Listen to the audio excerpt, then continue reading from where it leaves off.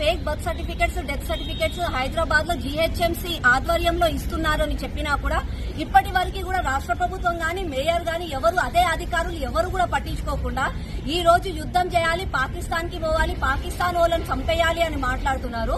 మళ్ళీ అలాంటప్పుడు ఆ ఉగ్రదాడికి ఎవరైతే సహకరించారో అట్లాంటి వాళ్ళు మన భారతదేశంలోనే ఉంటూ మన తిండి తింటూ మన గాలి పీల్చుకుంటూ మన చుట్టుపక్కలనే ఉంటున్నారు. అలాంటి వాళ్ళని ప్రోత్సహిస్తున్న వాళ్ళని ఏమనాలి?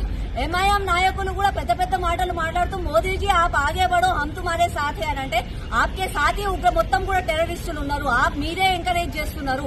అట్లాంటి వాళ్ళను మీరు డిస్కరేజ్ చేస్తే ఈ రోజు మన భారతదేశంలో పాకిస్తాన్ వాడు వచ్చేంత ధైర్యం ఎక్కడుంది?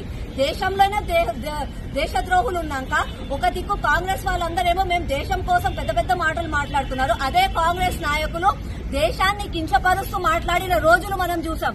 పాకిస్తాన్ జిందాబాద్ అన్న నాయకులను చూసాం, పాకిస్తాన్ ఐ లవ్ యూ అన్న నాయకులను చూసాం. ఇప్పటికీ కూడా పాకిస్తాన్ వాళ్ళని పక్కన కూర్చోబెట్టి మాట్లాడదాము, తర్వాత ఉగ్రదాడి చేద్దామని వాళ్ళు అంటారు. పాపం వాళ్ళకి తెలియక మేయర్ గారేమో మీరు చెయ్యండి, మీరు కొట్లాడండి, మీరు యుద్దం చేయండి అని మేయర్ అంటది. ఒక దిక్కేమో నరేంద్ర మోదీని విమర్శిస్తారు, మళ్ళా మేయర్ గారు వచ్చేమో నరేంద్ర మోదీ గారు మేము మీకు సహకరిస్తాము అని మాట్లాడతారు. ఫస్ట్ ఆఫ్ ఆల్ వాళ్ళకే క్లారిటీ లేదు.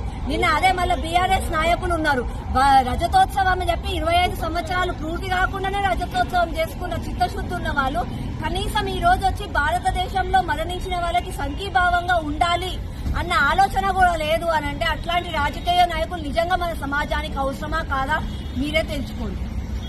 ప్రపంచంలో ఏ మూల ఏ క్షణం ఏం జరుగుతుందో వేగంగా తెలుసుకోవడానికి తొలి వెలుగు వాట్సాప్ ఛానల్ ని ఫాలో చేయండి.